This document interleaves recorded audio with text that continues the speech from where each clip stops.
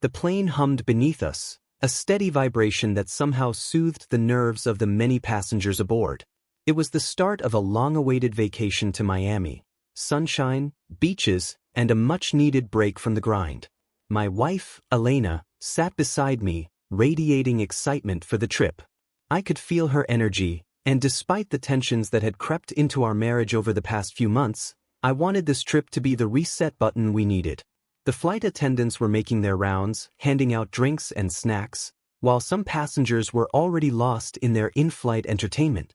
Elena had been glancing at her phone more than usual, typing away with a smile that I hadn't seen in a while. I brushed it off, telling myself she was just excited to share the news of our trip with her friends. But a small, nagging feeling in the pit of my stomach refused to leave. Something felt off.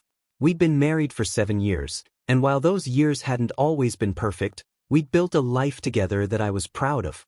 But over the last few months, there had been changes, subtle at first, like her staying out later than usual or becoming overly secretive with her phone. When I asked her about it, she always had an excuse. It's just work, or I'm catching up with an old friend. I had believed her. I wanted to believe her. As the plane leveled out at cruising altitude, Elena stood up. "I'm going to the bathroom," she said with a casual smile, leaning in to give me a quick kiss on the cheek. I watched her disappear down the aisle, telling myself not to worry. But something about the way she was acting today tugged at my subconscious. I shook off the uneasy feeling and tried to focus on the movie playing on the screen in front of me. 10 minutes passed, then 20. She hadn't returned, which seemed odd for a simple bathroom trip. I glanced down the aisle and noticed that another passenger had left his seat around the same time Elena did. He was a tall, well-built man who looked to be in his early 40s, casually dressed but carrying himself with a confidence that was hard to ignore. I'd seen him throw a couple of glances in Elena's direction earlier, but I hadn't thought much of it at the time. I checked my watch again, 25 minutes now. Still no sign of Elena. My heart began to beat faster, and my mind raced with possibilities, none of them good. A thought, one I had been suppressing for weeks, suddenly broke free. What if she wasn't alone? Trying to push down my growing anxiety, I stood up and headed towards the back of the plane. As I approached the small row of bathrooms, I noticed that one of the doors was slightly ajar. I stopped in my tracks, my breath catching in my throat as I heard muffled voices, Elena's unmistakable laugh mixed with the deep rumble of a man's voice. I stepped closer, the voices becoming clearer, more intimate, more wrong. The sound of hushed whispers and stifled giggles came from behind the door. My pulse quickened as my worst fears began to materialize. No, she couldn't, not here, not like this. But the truth was undeniable. I stood frozen, my hand hovering just inches from the bathroom door. I could hear every sound now, every rustle of clothing, every low murmur, and the unmistakable sounds of Elena's breathless laughter.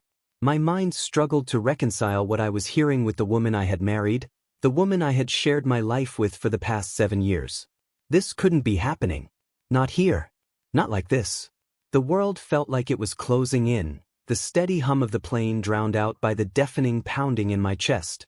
Time seemed to stretch, as if I were trapped in some kind of nightmare I couldn't wake from. My fingers trembled as they grazed the handle of the door, hesitant, not wanting to confirm what my gut already knew. I pulled my hand back, second-guessing myself, my mind racing through 100 thoughts at once. What if I was wrong? What if this was all a misunderstanding, some horrible coincidence? But deep down, I knew better. I had felt it for weeks, maybe even months, but I had ignored all the signs. The door clicked open, and before I could process what was happening, it swung inward. My heart stopped. Standing there, disheveled and flushed, was Elena, her face a mask of shock. Behind her, the tall man I had noticed earlier was adjusting his shirt, an expression of arrogance plastered across his face as if he didn't care about being caught. For a split second, no one moved. It was as if the entire plane had gone silent, the world narrowing down to just the three of us standing there in that tiny, suffocating space. Elena's eyes widened in panic, and she quickly stepped out of the bathroom, trying to block my view of the man behind her. "It's not what it looks like," she blurted out, her voice shaking. But even she didn't seem to believe her own words. I stared at her, the woman I had loved, the woman I had trusted, and I felt something inside me break. My voice, when it finally came, was hoarse, barely above a whisper. "Elena, what the hell are you doing?" She didn't answer. Her gaze dropped to the floor, shame creeping into her expression, but still, she didn't move aside. The man, on the other hand, seemed completely unfazed. He stepped out of the bathroom, his movements slow and deliberate, as though he had nothing to hide. He gave me a small, mocking smile as he brushed past Elena, his voice dripping with condescension. "Relax, man," he said. "It's just a bit of fun." I wanted to hit him. I wanted to knock that smug look off his face, to wipe away the casual indifference with which he had just destroyed my world. But I couldn't move. I stood there, paralyzed by the betrayal unfolding in front of me, my mind screaming at me to do something, anything, but my body refusing to listen. The man walked away, disappearing down the aisle as if nothing had happened, as if my marriage hadn't just been shattered in front of me. Elena stood there, wringing her hands, her lips trembling as she tried to find the words to explain. But what could she possibly say that would make this better? What could she say that would fix this? "I'm sorry," she finally whispered, her voice breaking. I don't know what happened. It was a mistake." "A mistake?" I cut her off, my voice rising, louder than I intended. Passengers were beginning to glance our way, curious, sensing the tension but not yet fully aware of the disaster that had just unfolded. A mistake is forgetting to lock the door. A mistake is missing a flight connection. This wasn't a mistake, Elena. This was a choice. Tears welled up in her eyes, and for a brief moment, I felt a pang of guilt. But then the image of her in that bathroom, with that man, flashed through my mind, and the guilt was replaced by a tidal wave of anger. How could she do this? How could she betray me like this, in such a public, humiliating way? On a plane, for God's sake, surrounded by strangers who were now watching this disaster unfold like some kind of soap opera. "I didn't mean for it to happen," she whispered, her voice barely audible above the hum of the engines. "I don't know what I was thinking. Please, just give me a chance to explain." I shook my head, disbelief coursing through me. "Explain? What is there to explain, Elena? I caught you right there. I saw it with my own eyes." She reached out, her hand trembling as it touched my arm, but I recoiled, stepping back. The touch, once familiar and comforting, now felt like poison. "Don't," I said, my voice cold, distant. "Don't touch me." Tears spilled down her cheeks now, and she quickly wiped them away, trying to compose herself. "It was nothing," she said, her words desperate, pleading. "It didn't mean anything." I laughed, a bitter, hollow sound. "Nothing? You just threw away our entire marriage for nothing?" I could barely look at her, my chest tight with the weight of her betrayal. The flight attendants were starting to notice the commotion, one of them glancing over with concern. I didn't care. Let them see. Let the whole plane see what she had done. "I've been feeling so disconnected," she whispered, her eyes darting around, as if searching for the right words to make me understand. "We've been drifting apart, and I didn't know how to fix it. I made a mistake, but it doesn't have to end like this. Please, just let me explain."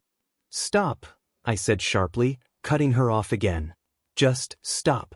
My mind was racing, but my heart was already made up. There was no coming back from this. The trust, the love, the life we had built together, it had all been shattered in that moment. "I don't want to hear it," I said, my voice low and filled with the finality of the decision I had already made. "You've made your choice." She looked at me, her eyes wide and desperate, but I had nothing left to give. I turned away, leaving her standing there, broken and sobbing, as I made my way back to my seat. The rest of the flight passed in a blur, my mind numb, my heart hollow. There was nothing left to say. Nothing left to salvage. As the plane descended toward Miami, the city lights sparkling in the distance, I realized that our vacation, our marriage, was over before it had even begun. The wheels of the plane screeched against the Miami runway, jolting me back to the present moment. I felt the sudden pressure in my ears, but it was nothing compared to the crushing weight on my chest. The woman I had loved for the past 7 years had just betrayed me in a way I never thought possible. My mind struggled to process it, as if trying to wake up from a terrible dream. I sat there, staring blankly ahead, the gentle chime of the seatbelt sign going off signaling that the flight was over. Passengers around me stood up, stretching, gathering their belongings, all blissfully unaware of the catastrophe that had just unfolded in row 24. Elena hadn't moved since she returned to her seat. She sat beside me, her hands wrung tightly in her lap, her face pale and tear-streaked. I could feel her presence next to me, but the closeness now felt unbearable. The very air between us felt toxic. People were bustling, pulling down their carry-ons, and murmuring excitedly about their Miami plans. To them, this was the start of a vacation, a moment of escape. For me, it was the beginning of a nightmare I could not yet fully comprehend. Elena finally spoke, her voice shaky and fragile, barely above a whisper. "Please, can we talk once we're off the plane? I didn't mean for this to happen." Her words hung in the air, fragile and weak, like a rope fraying at the edges. I couldn't bring myself to respond. What was there to say? Every time I replayed the moment in my head, the bathroom door opening, her standing there, the smirk on that man's face, it felt like someone was driving a knife deeper into my chest. I kept my eyes forward, jaw clenched, refusing to acknowledge her. She had already taken everything from me. I wouldn't give her the satisfaction of a reaction. Passengers filed out, and the line of people inching toward the exit slowly moved past our row. I remained seated, numb, waiting for the cabin to clear so I wouldn't have to walk past that man. I didn't trust myself to hold it together if I saw him again. Elena stayed beside me, her breathing shaky, her hands trembling. I could feel her glance toward me repeatedly, but I ignored her, keeping my gaze fixed on the seat in front of me as if it held all the answers. "Please," she whispered again, her voice cracking with desperation. "Just talk to me." The plane was almost empty now. I stood up, wordlessly, pulling my carry-on from the overhead bin. She followed, her movements hesitant, as though she were waiting for me to explode. I could feel the storm of emotions brewing inside me, rage, heartbreak, disbelief, but I held it in. Not here. Not in front of strangers. As we stepped into the aisle, I glanced briefly down the cabin and saw him, the man, standing near the exit, his back turned, casually slinging his jacket over his shoulder like nothing had happened. My hands tightened on the handle of my bag. Every instinct screamed at me to confront him, to demand an explanation, to tear into him for what he had done. But then I realized this wasn't about him. This wasn't some cheap bar fight over a woman. This was my wife, my life, unraveling in front of me, and no amount of anger directed at him would fix that. I turned away, pushing past Elena as we walked down the jet bridge in silence. She kept pace beside me, trying to stay close, but I couldn't bear to look at her. My entire world felt like it was crashing down, and I didn't know how to stop it. The terminal was busy, the sounds of families reuniting, friends greeting each other, and the general hum of airport life carried on around us, oblivious to the devastation inside me. I heard Elena's voice again, soft and pleading. "Can we please go somewhere quiet to talk? Please, I need to explain." I finally stopped, turning to face her for the first time since the bathroom. "Explain." I spat, the word tasting bitter in my mouth. "Explain what, Elena? That you just had sex with a stranger on a plane? That's your idea of an explanation?" She flinched at the sharpness of my words, but I didn't care. I was done protecting her feelings. I was done being the understanding husband, the forgiving partner. The look in her eyes told me she wasn't expecting this side of me. For so long, I had been the calm one, the stable one. But right now, I was anything but. I'm sorry," she stammered, her voice weak and trembling. "I wasn't thinking clearly. It's not what you think, I swear it's not." I let out a cold, bitter laugh. "Not what I think. Really, Elena? Then what is it? What exactly was it that I caught you doing in that bathroom? And why, in the middle of a plane flight, in front of God knows how many people, did you decide this was the right time to throw our marriage away?" Her face crumpled, the weight of her actions finally sinking in, but I wasn't about to let her off the hook. She reached out again, but I stepped back, putting space between us. I couldn't stand the sight of her. The woman I thought I knew was a stranger to me now, her betrayal a dark, ugly mark that I could never erase. "I know I've hurt you," she whispered, her voice breaking with emotion. "I know I've destroyed everything. But please, just give me a chance to explain what's been happening." My chest tightened with fury. "What's been happening?" I said, incredulously. "I'll tell you what's been happening, Elena. You've been lying to me. You've been sneaking around, keeping secrets, and today I found out the truth. And now you expect me to just listen to you explain it all away? Like it's some kind of misunderstanding." Tears streamed down her face now, and for a brief moment, I saw the woman I had once loved, the woman I had promised to protect and cherish. But then I remembered the man, the smirk on his face as he walked away, and the rage surged back, stronger than before. "I made a mistake," she whispered. "I didn't mean for it to happen. I've been feeling so disconnected from you, from us, and I—" "Stop." I cut her off, my voice cold and unfeeling. "Just stop. You don't get to play the victim here, Elena. I don't care how disconnected you felt. This is unforgivable." She looked like she was about to collapse, her hands shaking as she clutched the strap of her purse. "Please," she begged, "just come with me somewhere private. Let's talk this through. I love you, I swear I do." I shook my head, the anger finally giving way to exhaustion. I didn't want to do this anymore. I didn't want to hear her excuses or her pleas. I just wanted to be as far away from her as possible. Without another word, I turned and walked away, leaving her standing there in the middle of the terminal, sobbing into her hands. The cold night air of Miami hit me as I stepped out of the terminal, but it did nothing to cool the fire burning inside me. The rage, the hurt, the betrayal, it all swirled together, an unbearable storm that I had no idea how to control.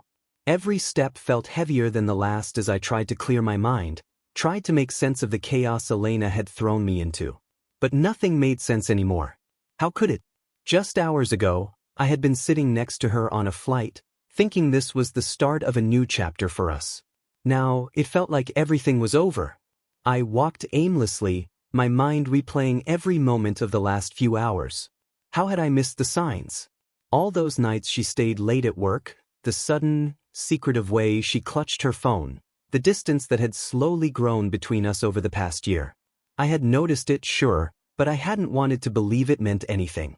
I had convinced myself that it was just a rough patch, something we'd get through like we always had. But now I saw it for what it was, the slow unraveling of our marriage, piece by piece, until today, when it had all come crashing down in that airplane bathroom. I kept walking, not really caring where I ended up, my mind a haze of anger and grief. Miami's palm trees and the neon glow of the airport faded into the background as I wandered through the parking garage. My phone buzzed in my pocket, and I pulled it out to see a message from Elena. "Please, just tell me where you are. We need to talk." I clenched my teeth, my thumb hovering over the keyboard, unsure of how to respond. What was there to say? What could she possibly say that would change anything? The image of her in that bathroom, her flushed face, the guilt in her eyes, and that man burned in my mind. I couldn't shake it. No matter how much I wanted to scream, no matter how much I wanted to rewind time and fix whatever had gone wrong between us, the reality was staring me in the face. She had cheated. She had betrayed me. There was no going back. I shoved the phone back in my pocket and kept walking, trying to outrun the memories, the images, the pain. But it was all useless. Everywhere I turned, there she was, in my mind, in my heart, and in the life we had built together. And now that life was in ruins. Finally, I found myself in a small, dimly lit area near the parking garage exit. I leaned against a cold concrete wall, my legs too weak to carry me any farther. My breath came in ragged gasps, the weight of it all threatening to crush me. This wasn't how our marriage was supposed to end. This wasn't how any of this was supposed to go. We were supposed to be on vacation, laughing, reconnecting, finding our way back to each other. But now, I felt my phone buzz again. I didn't want to look at it. I didn't want to see her name or read whatever pathetic excuse she was sending my way. But I couldn't stop myself. I pulled the phone out, my heart pounding as I opened the message. I know I hurt you. I know you'll never forgive me, but please just talk to me. We can fix this. I love you. I let out a hollow laugh, the bitterness clawing at my throat. Fix this? How could she even say that? How could she think that what she did could be repaired with a few words and promises? This wasn't some minor argument we could resolve over a heartfelt conversation. She had destroyed everything, our trust, our bond, everything we had built together. And now she wanted to act like we could just patch it up and move on? My fingers hovered over the keyboard again, the temptation to lash out, to say something cruel, burning inside me. But I didn't. I wasn't sure if I even had the energy to fight anymore. Instead, I slid down to the ground, my back against the wall, staring at the glowing screen in front of me. It felt like the world was collapsing in slow motion, piece by piece, until all that was left was the cold, empty truth. I was alone. Alone with my thoughts, my anger, my pain. I wasn't sure how long I sat there, lost in the quiet agony of it all. The sounds of cars honking and people passing by barely registered. The only thing I could focus on was the crushing weight in my chest and the incessant buzzing of my phone as Elena continued to send messages. Finally, when the silence became too much to bear, I opened the message thread again. This time, her message was longer. Please, just meet me somewhere. I know I've messed everything up. I don't expect you to forgive me right away, but I need to explain. There's more to this than you think. I swear, it wasn't just some random thing. It's been happening for months. I've been confused and I don't know how to explain it, but I need to try. I can't lose you. It's been happening for months. The words hit me like a freight train. Months? This wasn't just some spur-of-the-moment mistake. This wasn't just one terrible decision made in the heat of the moment. She had been seeing him for months, and she had hidden it from me, all while lying to my face, pretending everything was fine.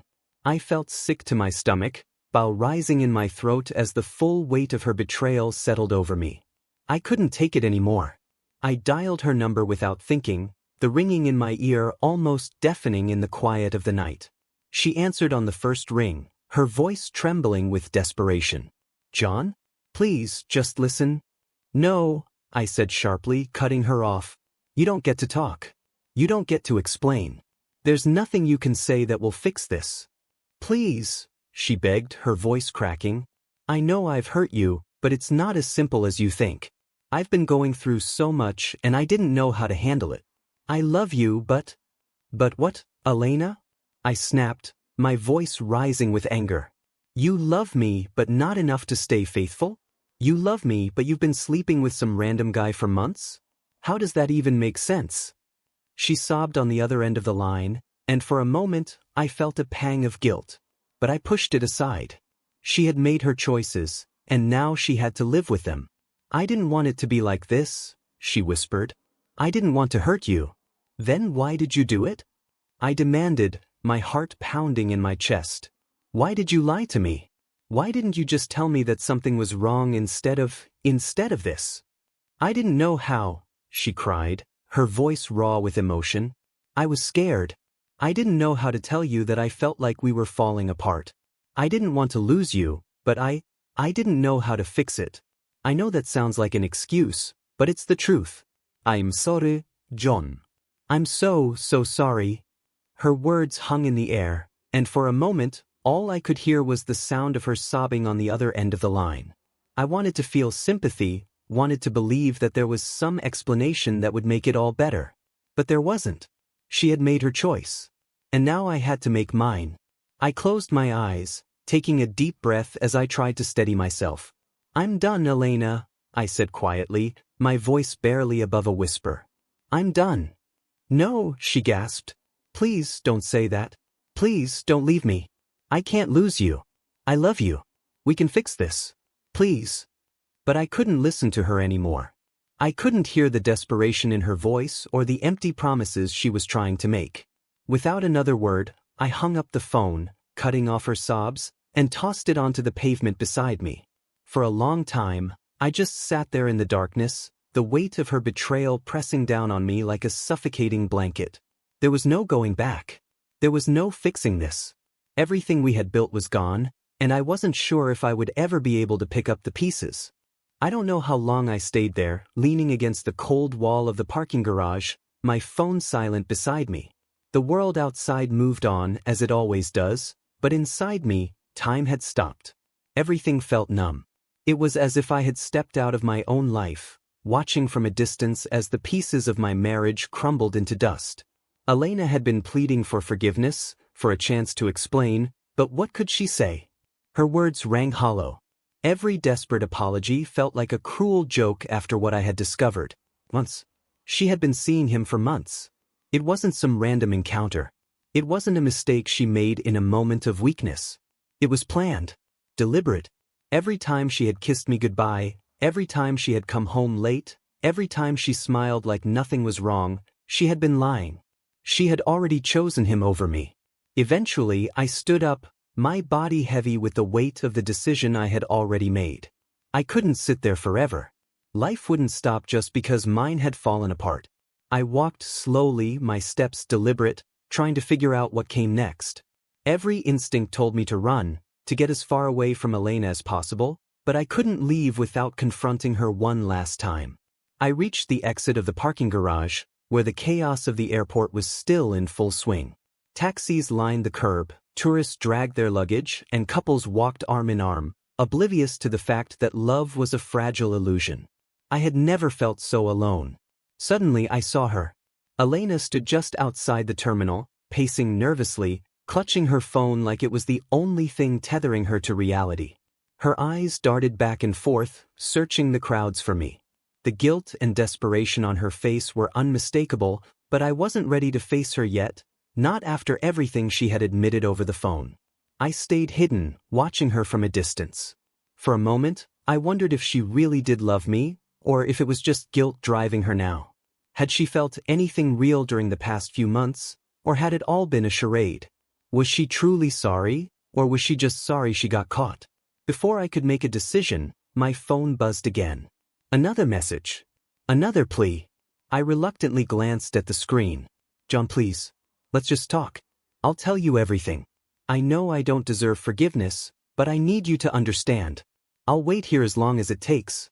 I didn't know whether to laugh or scream. Understand? How could I ever understand what she had done? How could she think that hearing the details of her affair would somehow make it better? But there was a part of me, a small, twisted part, that did want to hear it. I wanted to know why she had done it. I wanted to know what had driven her into another man's arms, into his bed.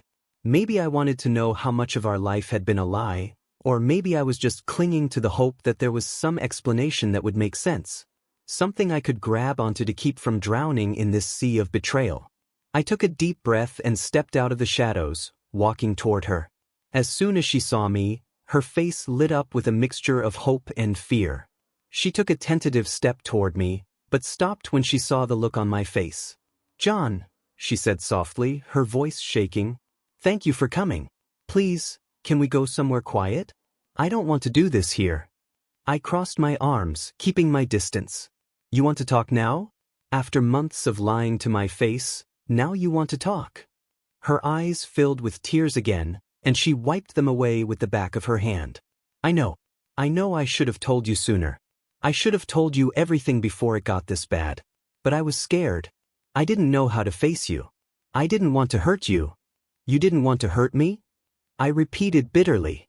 Elena, you've been sleeping with another man for months. And you didn't want to hurt me? That's rich.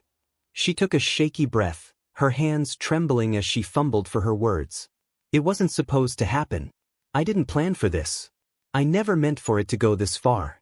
At first, it was just, I don't know, it was a distraction. I was confused about us, about our marriage, and You what? I cut her off, the anger boiling up again. You what? You thought screwing someone else would fix whatever was wrong with us. She winced, and for a moment, she looked like she might collapse under the weight of her guilt. I was lonely, John, she whispered, her voice barely audible. I felt like we were drifting apart. You've been so distant lately. We don't talk like we used to. We barely even look at each other anymore. And then he came along and I don't know. I felt something again. I felt alive. The words hit me like a punch to the gut. alive. That's what I had been to her all these years, just a steady, predictable presence. The man who would always be there, who would never change, never stray. But she wanted excitement. She wanted passion. And apparently, I hadn't been enough. So what now? I asked coldly. You felt alive with him, so that makes it okay? That makes it worth destroying everything we've built together. No, she said quickly, shaking her head. It's not worth it. I realize that now. I didn't mean for it to go this far.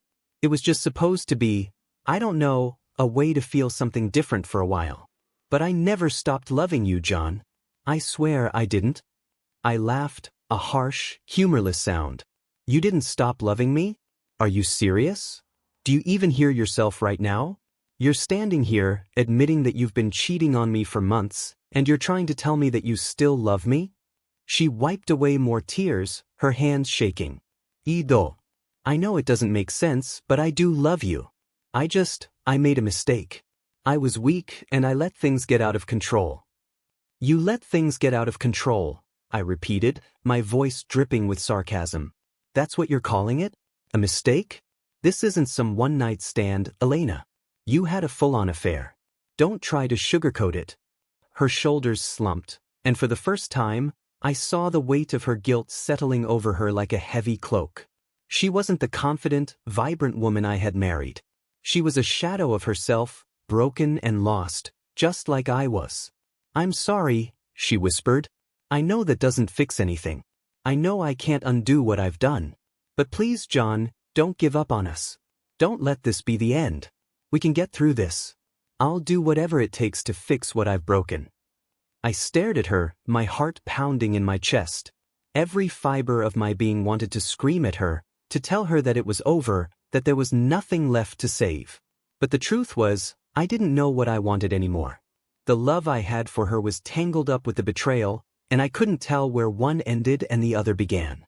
Elena, I said quietly, my voice heavy with the weight of everything unsaid. I don't know if there's anything left to save.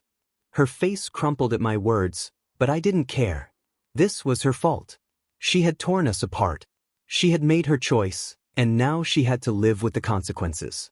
We're done, I said, the finality of it hitting me as soon as the words left my mouth. I can't do this anymore. She sobbed, her hands flying to her face as she sank to the ground. People passing by glanced at us, but I didn't care. Let them watch. Let them see what betrayal looked like. I turned and walked away, leaving her behind for good this time. The night air felt different as I walked away from Elena for what I knew would be the last time. It wasn't the Miami humidity or the slight chill of the breeze that struck me. It was the emptiness, the hollow void inside me where love had once lived. Every step I took away from her felt both freeing and excruciating at the same time. I knew it was over, that there was no coming back from this, but part of me still clung to the life we had built, the life we had lost. I kept walking, ignoring the noise of the city, the people, the lights. My mind was on autopilot, every thought looping back to the same haunting questions. How had we ended up here? Why didn't I see this coming? The truth was, I had seen it. I just hadn't wanted to admit it. The cracks had been forming for months, but I had been too blind, or too hopeful, to acknowledge them. I thought back to the beginning, to the early days when Elena and I were inseparable. We'd been the kind of couple people envied, the kind who couldn't stop touching each other, who finished each other's sentences, who felt more like best friends than lovers. But somewhere along the line, that had changed. Life had gotten in the way. Work, stress, routine, it had all chipped away at us until we were just going through the motions. I hadn't noticed how far we had drifted apart until it was too late. Or maybe I had noticed. Maybe I just didn't want to believe that the love we had was slipping away, piece by piece, until it was nothing but a shadow of what it once was. I had always believed we could get through anything, that no matter how hard things got, we would figure it out. But I had been wrong. Elena's betrayal wasn't something we could just figure out. It wasn't something that could be fixed. The more I thought about it, the more I realized how deep her betrayal ran. She hadn't just cheated on me physically, she had checked out of our marriage long before that. Every time she had looked at me with those guilty eyes, Every time she had lied about where she was or who she was with, she had been choosing him over me. And I had let her. I stopped walking and looked around, realizing that I had no idea where I was. The bright lights of downtown Miami blurred together in the distance, the sounds of car horns and chatter fading into white noise. I didn't have a plan, didn't know where to go or what to do. I just knew I couldn't go back to her, couldn't face the wreckage of what we had become. My phone buzzed in my pocket again. I didn't want to look, didn't want to hear more of her pleas or her desperate apologies. But part of me couldn't help it. I pulled it out, my thumb hovering over the screen as I opened the message. It was from Elena, of course. "John, please don't walk away. We can talk about this. We can fix this. I need you. I love you." I stared at the words, numb. How could she even say that? How could she claim to love me when she had been with someone else for months? I knew she was grasping at straws, trying to hold onto something that had already slipped through her fingers. But it was too late. The damage was done. Without replying, I stuffed the phone back into my pocket and kept walking. Every step felt like a separation from the past, from the life I had once known. The life I had imagined was gone, replaced by a bleak reality that I hadn't been prepared for. As I wandered through the streets, my mind drifted back to the moment I had first caught her in the airplane bathroom. That image was burned into my memory now, Elena's flushed face, the smirk on that man's lips, the sheer disbelief I had felt. It was as if the floor had dropped out from under me, and I had been free falling ever since. No matter how hard I tried to make sense of it, I couldn't. There was no sense to be made. Eventually, I found myself standing in front of a small bar, the neon sign flickering above the entrance like a beacon in the night. I pushed open the door, the scent of alcohol and stale air washing over me as I stepped inside. The place was dimly lit, quiet, with only a few patrons scattered at the bar and in booths. It was exactly what I needed, somewhere to disappear for a while. I slid onto a stool at the bar, nodding at the bartender as he walked over. "Whiskey. Straight." He poured the drink without a word, and I downed it in one gulp, welcoming the burn as it seared down my throat. I needed something to take the edge off, something to dull the constant gnawing pain in my chest. I motioned for another, and he obliged, sliding the glass across the bar. As I sipped the second drink more slowly, I found myself staring into the amber liquid, my mind drifting back to the years Elena and I had spent together. We had built a life, shared dreams, made plans for the future. I had loved her with everything I had, and I thought she had loved me the same way. But I had been wrong. I had been a fool. I wasn't sure how long I sat there, nursing my drink and letting the silence of the bar wash over me. Time seemed irrelevant now, as did everything else. The bartender came by a couple of times, asking if I wanted another, but I waved him off. The alcohol had dulled the sharpest edges of the pain, but it hadn't erased it. Nothing could. Eventually, my phone buzzed again. I groaned, expecting another message from Elena, but when I checked the screen, it wasn't her this time. It was my friend Mark. "Man. I heard you and Elena are in Miami. How's the trip?" I stared at the message, unsure how to respond. What could I say? That my marriage had just imploded at 30,000 feet? That the woman I had built my life with had been cheating on me for months, and I had only just found out? I couldn't deal with it right now. I couldn't deal with anyone. Instead of replying, I turned off my phone and stuffed it back into my pocket, shutting out the world once more.